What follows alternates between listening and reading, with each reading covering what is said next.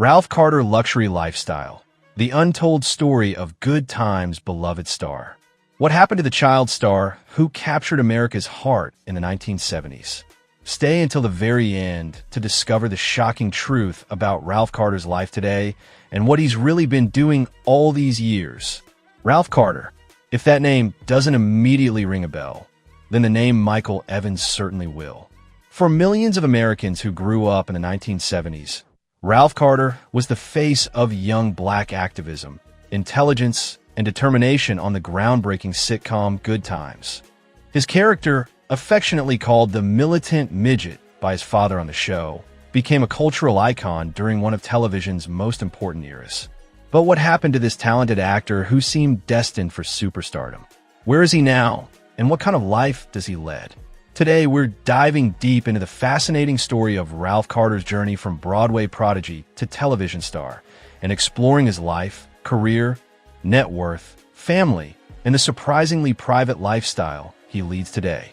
Before we continue, make sure to subscribe to Audi Media Official, hit that like button, share this video with your friends who remember Good Times, and drop a comment below telling us your favorite Michael Evans moment from the show. Early life and biography. The making of a star. Ralph David Carter was born on May 30th, 1961, in New York City, entering a world that would soon recognize his extraordinary talents.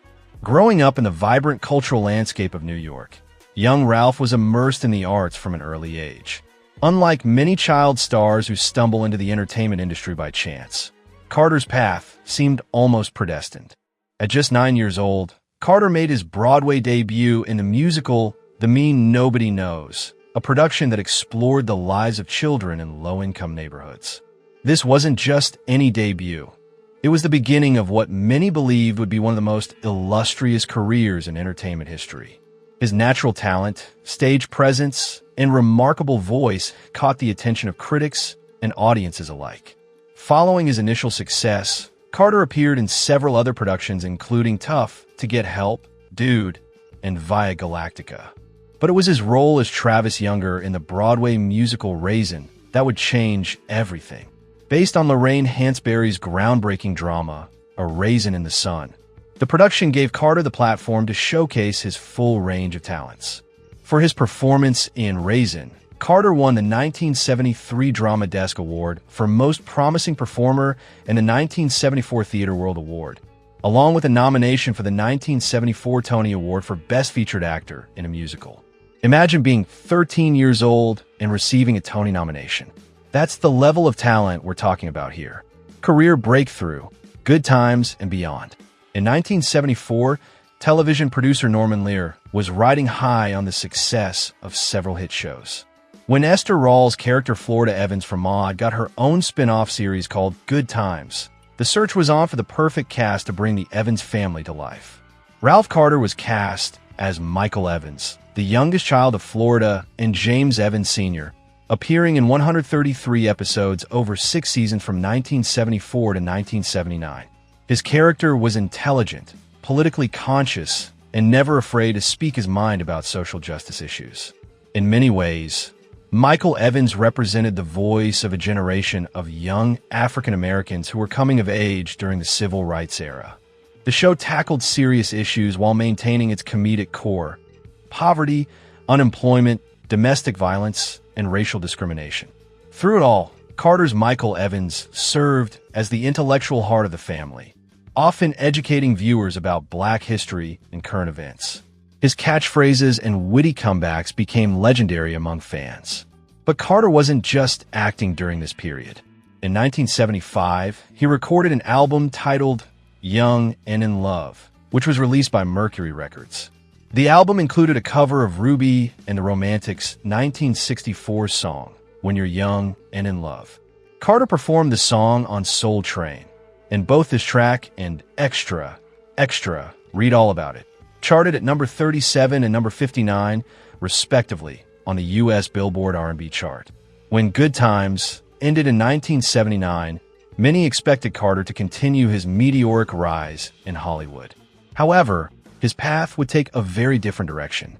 Life after Good Times, The Private Years. After the show wrapped, Carter largely stepped away from the Hollywood spotlight. In the 1980s, he performed as a baritone balladeer in New York nightclubs, choosing the intimacy of live performance over the glare of television cameras.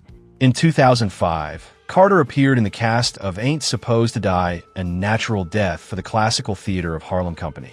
He also made occasional television appearances, including a Good Times reunion at the 2006 BET Awards alongside his former castmates.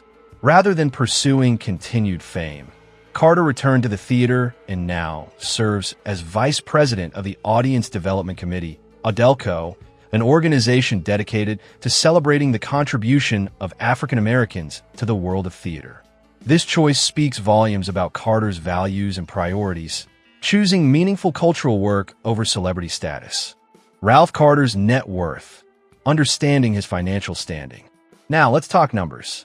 As of 2024, Ralph Carter's net worth is estimated to be approximately $1 million. To some, this might seem modest compared to other celebrities, but it's important to understand the context. Carter achieved his greatest success in the 1970s, an era when child actors weren't compensated the way they are today. Despite appearing in 133 episodes of a hit television show, syndication deals and residuals weren't structured as favorably for actors back then. Additionally, Carter chose to step away from the entertainment industry during what could have been his prime earning years. His earnings have primarily stemmed from his work in television, theater, and music. The residuals from Good Times, which continues to air in syndication, likely provide ongoing income. His Broadway work, though prestigious, historically hasn't been as lucrative as film and television work. What's remarkable is that Carter has maintained financial stability through his choices, prioritizing artistic integrity and cultural contribution over maximum earning potential. His net worth reflects a career built on passion and purpose rather than pure commercial success. Marriage and family. Ralph Carter's personal life. Behind every public figure is a private life, and Ralph Carter has worked hard to keep his personal life exactly that, private. In 1982, Carter met his first wife, Lisa Parks, at a Christmas party.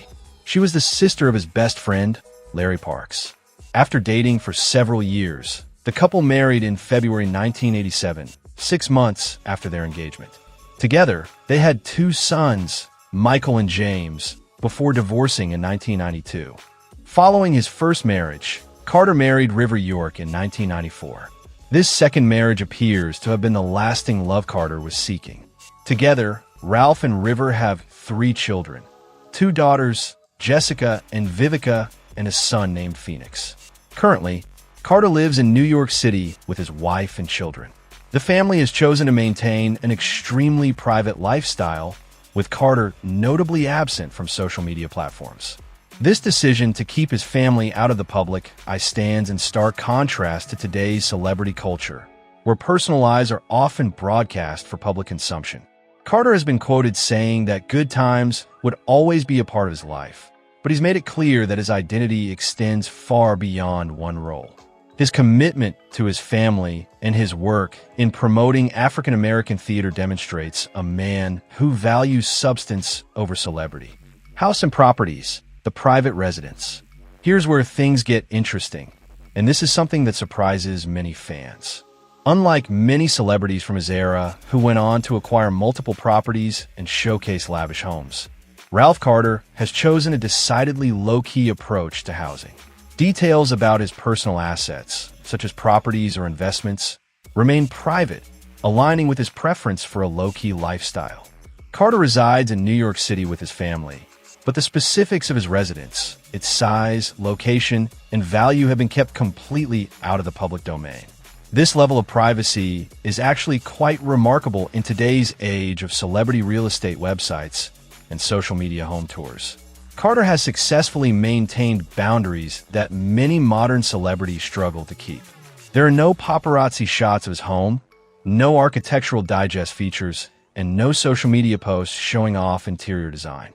What we can infer is that Carter likely maintains a comfortable residence befitting someone with his net worth in New York City, one of the most expensive real estate markets in the world. New York has always been his home, and his continued residence there speaks to his connection to the city's vibrant theater community and cultural institutions. Luxury car collection, keeping it real. When it comes to luxury vehicles and extravagant car collections, Ralph Carter once again defies typical celebrity expectations. There is no public information about Carter owning luxury vehicles or maintaining an impressive car collection. This absence of information isn't due to lack of research. It's because Carter simply doesn't live that lifestyle. Unlike celebrities who treat their garages as showrooms for exotic cars worth millions, Carter appears to prioritize practicality and privacy over automotive excess. In New York City, where Carter resides, car ownership itself is often more of a burden than a luxury. Many New Yorkers, regardless of their net worth, choose to rely on the city's extensive public transportation system, car services, or ride-sharing apps rather than dealing with the challenges of parking, maintenance, and city traffic. Carter's approach to vehicles, like his approach to housing and public life, reflects someone who is content and grounded, not seeking to impress others with material possessions. The legacy and current life. So what is Ralph Carter doing today? Carter currently resides in New York with his wife and children and remains private. He does not have any social media profiles. His work with Audelco continues, and he occasionally participates in Good Times reunion events when they align with his values and schedule. Carter has written over 20 children's books, showcasing his passion for education and storytelling. This revelation surprises many fans who knew him only as an actor. His commitment to children's education through literature demonstrates the same social consciousness that his character Michael Evans displayed on Good Times. The actor has also been involved in work that celebrates African American culture and history. Recent interviews have shown Carter to be thoughtful, articulate, and deeply committed to issues of social justice and cultural preservation, much like the character that made him famous. Conclusion: the real luxury is living authentically. Ralph Carter's story isn't one of mansions, luxury cars, and extravagant wealth. Instead, it's a story about choices, values, and authenticity. In an industry that often measures success by Instagram followers and red carpet appearances, Carter has chosen a different path. His estimated net worth of $1 million might not place him among Hollywood's elite, but his legacy is priceless. He was part of a groundbreaking television show that addressed important social issues and represented African American families with dignity and humanity. He achieved Broadway success as a child that most actors only dream of in their entire careers. And most importantly, he's maintained his integrity and privacy in an industry that often demands you sacrifice both. So here's the shocking truth we promised at the beginning. Ralph Carter's luxury lifestyle isn't about material possessions at all. His luxury is living life on his own terms, maintaining his privacy, focusing on meaningful work that uplifts his community, and being present for his family. In a world obsessed with excess, Carter's modest lifestyle is actually the most luxurious thing of all. The real question isn't, where are the mansions and cars? The real question is, why do we expect everyone to pursue the same definition of success? Ralph Carter has shown us that true success means different things to different people. And sometimes the richest life is the one lived authentically and privately. If you enjoyed learning about Ralph Carter's real story, don't forget to subscribe to Aude Media Official for more content about your favorite stars. Hit that like button, share this video with anyone who loved Good Times, and let us know in the comments. Do you respect Ralph Carter's choice to live privately, or would you have liked to see more from him in Hollywood? We want to hear from you. Thanks for watching, and remember, true luxury isn't always about what you own. It's about living a life that's true to yourself.